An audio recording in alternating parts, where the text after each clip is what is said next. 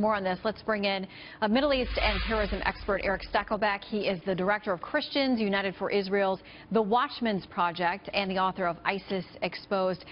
Eric, we're getting so many reports that there were those who had concerns, from family members to the Imam to neighbors, and yet nobody says anything until after it's over. What burden do the rest of us bear to making sure this kind of thing doesn't happen in our own communities? Shannon, you know, this is a great point. One of the things that angers me the most about this story is that the Imam of the mosque that Abedi attended said, look, there were signs that he was pro-ISIS. When the Imam spoke against ISIS, Abedi was very angry about it, clearly had extremist views, yet the Imam apparently, Shannon, did not report him to police or authorities in the UK. This is unacceptable, Shannon. When it comes to ISIS, pro-ISIS sympathies here in the West, we need to have a zero tolerance policy. In the U.S., we hear so many times, if you see something, say something. I don't know if that's the philosophy there in the U.K. and in Western Europe, but it needs to be, especially in the Muslim communities. They, more than anyone, Shannon, need to be the ears and eyes of all of us, because people like Abedi are attending mosques with clear radical views. They need to be called out, and authorities need to be alerted. Well, we have a couple of problems, because people who are not Muslim worry about saying something for fear they'll be wrong and they'll be viewed as bigoted or racist in some way. But you mentioned within the community, those are the key players. Those are the people we have to hear from. But they also have fears of their own. I mean, they tend to be the targets of those within their faith who are the most extremist. I mean, they're under threat as well.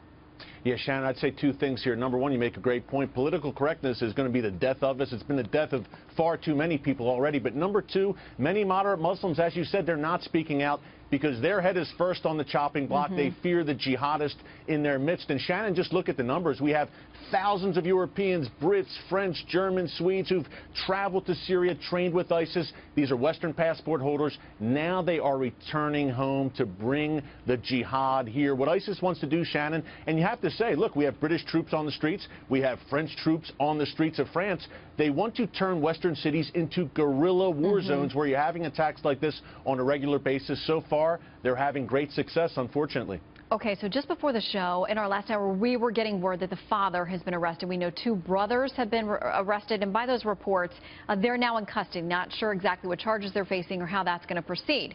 But earlier, the father of the suspected bomber in Manchester is reported as saying, "We don't believe in killing innocents. This is not us." There are others who are former Libyan security officials saying he had links to a group that also at one point had ties to al-Qaeda. Where do we go? Where does the investigation go now with these family members? Yeah, Shannon, I think they absolutely have to look at the family. Look, his father reportedly was a member of an al-Qaeda-linked group called the Libyan Islamic Fighting Group. And in terms of the Libyan ties, Shannon, this should surprise no one. Look, Libya has produced many jihadist fighters over the past decade who have flocked to places like Iraq and Syria. There's reportedly dozens of ISIS training camps in Libya. Look, so it's a serious problem. And remember, Shannon, as ISIS is being squeezed in Syria and Iraq, as that caliphate contracts, they're going to look to lash out elsewhere. Look at Sinai is one spot, Libya is another, and unfortunately, right here in the West, as we saw in Manchester. What do you make of the president's decision to say, I'm not going to call them monsters, because that's actually a label they would want. I'm going to call them evil losers. What is the psychology or the language selection behind that?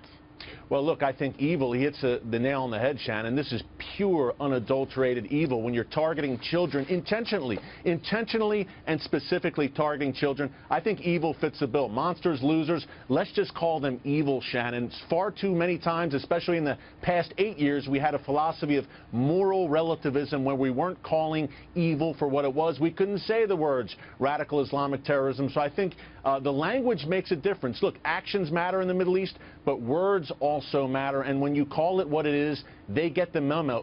Look, we're in a 1939, a Winston Churchill kind of moment here, Shannon. We have radical Islam, the storm clouds gathering, Iran on the march, the ISIS barbarians inside the gates here in the West. We have to step up. Number one, starts with language, call it what it is, and then take the appropriate actions to crush it once and for all and decisively annihilate it. All right, Eric Stakelbeck, thank you very much. Appreciate your time. Thank you, Shannon.